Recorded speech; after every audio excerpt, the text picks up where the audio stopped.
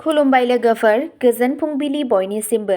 नोंथांमोनखौ बर' headline update चेनेलाव आरो फिन खेबसेबाव बयखौबो बरायनाय जाबाय।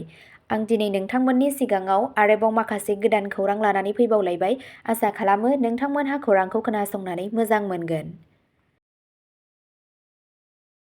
दिनैनि गिबि खौराङाव दङ खेल महारन 2.0 आ सिडली एलएसीआव ग्रेन्ड अपेनिं फोरबोजों जागायजेनबाय। जोबोद आसा खालामजानाय खेल महारन 2.0 आ चिरांनि सिडली एलएसीआव मोनसे समायना बेखेवनाय हाबाफारिजों जागायजेनो, जेराव मानगोनां इएम श्री रनजित बसुमतारी, मानगोनां एमएलए श्री निर्मल कुमार ब्रह्म आरो गोबां गुबुन गेदेमा सुबुंफोरा बाहागो लादोंमोन। बे हाबाफारियाव गेलेमु आरो खौसेथिनि मोनसे जिउ गोनां दिन्थिफुंनायखौ दिन्थिफुंदोंमोन, जायखौ हायुङारि थाखोनि एथलीटफोरजों दैदेनजानाय मोनसे नेरसोनथि अलिम्पिक टर्च रिलेजों दिन्थिफुंनाय जादोंमोन। अलिम्पिक फ्लेम्सनि सोरां आरो एनसिसि केडेटफोरजों मोनसे गोहोम गोनां मार्च पास्टआ गोसो गुदुं फालिथायनि थाखाय सुरखौ आरोबाव थि खालामदों। 1900 नि बांसिन गोसो गुदुं बाहागो लागिरिफोरनि होंगो दोंगोखौ बोनानै गिबि सानाव एथलेटिक्स, फुटबल, दाबा, काबाड्डी आरो भलिबलाव रंजाथाव बादायलायनाय खुंफुंनाय जादों। बे हाबाफारिया लाइमोन एथलीटफोरनि थाखाय गावसोरनि रोंग'थि आरो गेलेमुनि फारसे गोसो गुदुंखौ दिन्थिनो थाखाय मोनसे गोहोगोनां जौसां होदोंमोन। खेल महारन 2.0 आ गेलेमु हारिमुखौ जौगाहोनाय, लाइमोनफोरखौ गोहो होनाय आरो एथलेटिक्सनि खौसेथि गोसोनि गेजेरजों हारियारि सोमोन्दोखौ गोख्रों खालामनो थाखाय बिटिआर सोरखारनि थाद'यै बावसोमनायनि बिदिन्थि होयो। नैथि खौराङाव दङ BKWSC आ बर'फोरनि थाखायल', बेखायनो एबसुआ बर' हारिनि सार्थआव बेखौ थाबैनो आबुङै मावफुंहोगोन, दिपेन बर' बिथाङा बुंदों। बर' सुबुं जथाय आफाद एबा BPCC नि जर'खा जथुमखौ रङिया फरायसालिमानि अडिट'रियामाव सानसेनि मेहेरगोनां हाबाफारिजों खुंनाय जाबाय। बर' सुबुं जथाय आफादनि गाहाय लेंथुमगिरि शिबराम बसुमतारीया मासि लानानै दैदेननाय जर'खा जथुमखौ मेहेरगोनाङै बेखेवनानै होयो दुलाराय बर' फरायसा आफादनि गाहाय नेहाथारि खनीन्द्र बसुमतारीया। गावनि बेखेव बिबुंथियाव बर' माहारिबादखौ गोथाङै लाखिनानै बड'फानि सानस्रिजों जयै आवगायलांनायानो BPCCनि थांखि होननानै फोरमायो एबसुनि गाहाय नेहाथारि खनीन्द्र बसुमतारीया। बे जर'खा जथुमाव बुहुमनि खना खनला जायगाफोराव थानाय बर'फोरखौ खौसे खालामनांगौनि थाखाय फैगौ समफोराव मावनो लानाय खामानि आरो थांखिफोरनि सायाव गुवारै सावरायलायनाय जायो। जर'खा जथुमाव दुलाराय बर' फरायसा आफादनि आफादगिरि दिपेन बर'आ गावनि बिबुंथियाव BKWSC आ बर'फोरनि थाखायल', बेखायनो एबसुआ बर' हारिनि सार्थआव बेखौ थाबैनो आबुङै मावफुंहोगोन होननानै फोरमायो। मिरु एबसुनिफ्राय फारियै लोगो आफादगिरि खोरोमदाव औवारी, लोगो गाहाय नेहाथारि दिनेश ब्रह्म, बुंथिगिरि अबिद नार्जारी, लोगो बुंथिगिरि बिबारी बर', नेहाथारि बड'सा ब्रह्म, सुबुं फोनांजाब नेहाथारि बिरखां नार्जारी, सोमदोन ब्रह्म, लहित बर', हारिमु नेहाथारि सुसिल इस्लारी, मावख' नेहाथारि नितु बर', दिल्ली दालाइसा एबसुनि आफादगिरि बिस्वजित नार्जारी, BKWSC नि लोगो गाहाय मावफुं सोद्रोमा रमिय' पि नार्जारीयाबो मैयानि बे जर'खा जथुमाव बाहागो लायो। हाबाफारियाव आसाम नाङै गासै 23 जिल्लाफोरनि बिबानगिरिफोरा मैखोमै बाहागो लादोंमोन। थामथि खौराङाव दङ श्रीभूमियाव गिदिर ड्राग्स बस्ता, पुलिसआ 12 कौटि रांनि याबा टेब्लेटफोर जब्द' खालामदों, साबा खादों।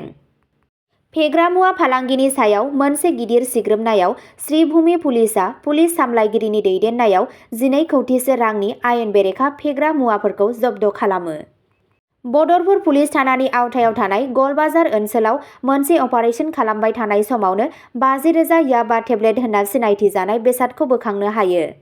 टेब्लेटफोरखौ रेबथुमनाय नम्बर AS01 FL 7370 गोनां गारिनि पेट्रल टेंकआव सोलोजों दोनखोमानाय जादोंमोन।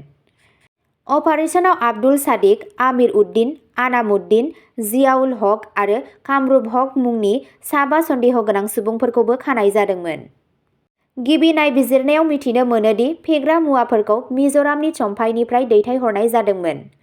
पुलिस मावख'गिरिफोरा रोखा खालामदों दि लांखारनाय नेटवार्कनि सोमोन्दै आरोबाव गुवारै मिथिनो थाखाय हमजानाय सुबुंफोरखौ सोंनाय फिननाय सोलिगासिनो दं। ब्रैथि खौराङाव दङ आसामनि सुबुंफोरखौ बांलादेशी होनना सन्देह खालामनानै हमनाय जादों, दिल्ली पुलिसआ बङाइगावआव नायबिजिरफैदों।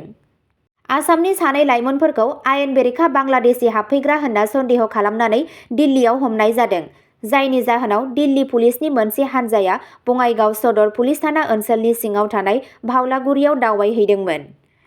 पुलिस हान्जाया आथिखालाव हमजानाय सुबुंनि थं आरो सिनायथिखौ रोखा खालामनो नागिरगासिनो दं। मावख'गिरिफोरा जायगानि सुबुंफोरखौ सोंथि खालामगासिनो दं आरो गुवारै मिथिनो थाखाय ताराचन्द खान आरो गफुर आलीनि थाग्रा खुलिफोराव थांदोंमोन। नायबिजिरनायनि बाहागो महरै पुलिसआ हमजानाय सुबुंनि सिनायथिखौ फोरमान खालामनो थाखाय नखरफोरनिफ्राय बायदि रोखोमनि फोरमानलाइफोर बुथुमदों। खौरां बिजोंजों रायज्लायनायाव जायगानि सासे सुबुङा बुंदोंमोन, जोंनि सासे लाइमोन गफुर आली आरो ताराचन्द खानआ गाव गावनि थाग्रा खुलियाव फैदोंमोन आरो गाव गावनि फोरमानलाइफोरखौ नागिरदोंमोन। पुलिसआ बिसोरखौ बांलादेशी होनना सन्देह खालामदों। नायबिजिरनाया सोलिगासिनो दं। बिबानगिरिफोरा सुबुंनि नोगोरारि थामानखौ रोखा खालामनो थांखि लादों। बाथि खौराङाव दङ मोननै आसाम पन्चायतफोरा गामियारि जौगाथायनि थाखाय हायुङारि बान्था देरहादों। आसामआ मोनसे मख'जाथाव माइल खुन्थिया फालिदों, मानोना मोननै गामि पन्चायतफोरा गावसोरनि सोमोनांथाव गामियारि जौगाखां नाजानायनि थाखाय गोजौ थाखोनि हायुङारि सन्मान मोननो हादों। हादोरगिरि द्रौपदी मुर्मुआ बुधबार 11 दिसेम्बर खालि गोदान दिल्लीयाव मोनसे फोरबोआव मानगोनां हायुङारि पन्चायत बान्था 2024 गथायदों। खौरां मोननाय बायदियैब्ला माजुलि जिल्लानि जेंराइ गामि पन्चायत आरो नगाव जिल्लानि बेबिजिया डेम' बंथाइ गामि पन्चायतआ गावसोरनि सोलायनाय हाबानि थाखाय थोजासे नोगोद रां बान्था मोननो हानानै साबसिन दिन्थिफुंगिरि महरै नुजाथिदोंमोन। जेंराइ गामि पन्चायतआ दीन दयाल उपाध्याय पन्चायत सतत बिकास पुरस्कारखौ देरहादोंमोन, जाय गथ' लोगो पन्चायत थाखोआव 1 कौटि रां मोनदोंमोन। बे ओनसोला सोलोआरि आखाय होनायनि गेजेरजों गथ'फोरनि जौगानायखौ जौगाहोदों। गाहाय मावफुंनायफोरनि मादाव गथ'सा मावथि आरो गाज्रि बाहायनायखौ फोजोबनाय, गं 21 गुदि फरायसालि गायसननाय आरो मोन 7 गेलेग्रा फोथार सोरजिनाय दं, जाय ओनसोलारि गथ'फोरनि थाखाय गुवार सोलोंथायारि आरो रंजानायनि खाबु होयो। गामियारि जौगाखां मन्त्रि रनजित कुमार दासआ देरहानाय पन्चायतफोरखौ बाख्नायदोंमोन आरो गामियारि हारिफोरनि थांना थानायनि थाखोखौ जौगाहोनो थाखाय गावसोरनि बावसोमनायनि सायाव गोसो होदोंमोन। द'थि खौराङाव दङ जीएसटी फान्डखौ आसामाव बिजेपिआ गाज्रि बाहायदों, कंग्रेस एमपि गौरब गगैआ दाबि खालामदों। कंग्रेसनि एमपि गौरब गगैआ अजद होदों दि आसामाव goods and service tax, GST, cess आरो गुबुन बिबानफोरनिफ्राय बुथुमनाय रांखौ भारतीय जनता पार्टी बिजेपिनि सोद्रोमाफोरा गाज्रि रोखोमै बाहायगासिनो दं। गगैआ दाबि खालामदोंमोन दि रायजो-राजानि मोजांनि थाखाय बाहायनायनि अनगायै गासै रांखौ बिजेपि दोलोनि सोद्रोमाफोरनि जेबाव दैथायहरनाय जादों। बिथाङा पीएम किसान बिथांखिखौ मावफुंनायाव गोबां गाज्रि सामलायनायनि अजद होदोंमोन आरो दाबि खालामदोंमोन दि कौटि कौटि रायजोआरि धोनफोरा ओरैनो थांबाय। गगैआ आरोबाव खुंथायाव थानाय बिजेपिखौ रायजो-राजानि रांखौ दोलोनि सोद्रोमाफोरनि सिपिआव सोलायनायनि दाय होनानै बुंदोंमोन ग'आव थानाय सुबुंफोरा जीएसटी, सेस आरो डिउटि होगासिनो दं, नाथाय गासै रांखौ बिजेपि दोलोनि सोद्रोमाफोरनि जेबाव दैथायहरनाय जादों। बेनि सिगाङाव नबेम्बर दानाव कंग्रेस एमपि गौरब गगैआबो आसामाव पीएम किसान योजनानि सिङाव धोननि जाख्ल'नायनि सायाव जिंगा सिखांदोंमोन। गावनि एक्स हेन्डेलआव गगैआ बावैसो controller and auditor general (CAG) फोरमायथिजों दिन्थिजानाय आयदाफोरनि सायाव नोजोर होदोंमोन। बिथाङा बे थासारिखौ रायजोनि डाबल इन्जिन सोरखारजों गाज्रि सामलायजानायनि गुबुन मोनसे बिदिन्थि महरै बरनायनायखौ खौराङाव मोन्नाय जादों। स्निथि खौराङाव दङ आसामनि गल'गन्जआव कच राजबंशिफोरनि आलादा खमौथापुर रायजो दाबिना सुबुं हानजा सुरदों। कच राजबंशी हारिया दुलाराय कच राजबंशी फरायसा आफाद आख्रासुनि बेनारनि सिङाव गल'गन्जआव मैया 12 दिसेम्बर खालि गल'गन्जआव मोनसे गिदिर हानजा सुरनाय हाबाफारि लायो, जाय गावसोरनि गोबाव समनिफ्रायनो दाबि खालामबोनाय ट्राइबेल बिमुंनि दाबिखौ गोदान खालामो आरो आलादा खमौथापुर रायजो दाफुंना होयो। आख्रासुनि सोनाब धुबुरी जिल्ला दालायनि दैदेननायाव बे हानजा सुरनायाव सा 500 हौवा-हिन्जावफोरा जगम'हन बिद्यापीठ गेलेग्रा फोथारनिफ्राय गल'गन्जनि लामाफोराव हानजा सुरनाय नुनो मोन्दोंमोन, सोरखारनि बेरेखायै स्ल'गान होदोंमोन आरो गोसो बायनायखौ फोरमायदोंमोन। सोमावसारगिरिफोरा 2026 मायथाइनि आसाम बिधान सभा बिसायख'थिनि सिगां बिथांमोननि जेंनाफोरखौ सुस्रांनो हायाब्ला राजखान्थियारि फिथाय मोनगोन होनना हुमखि होदों।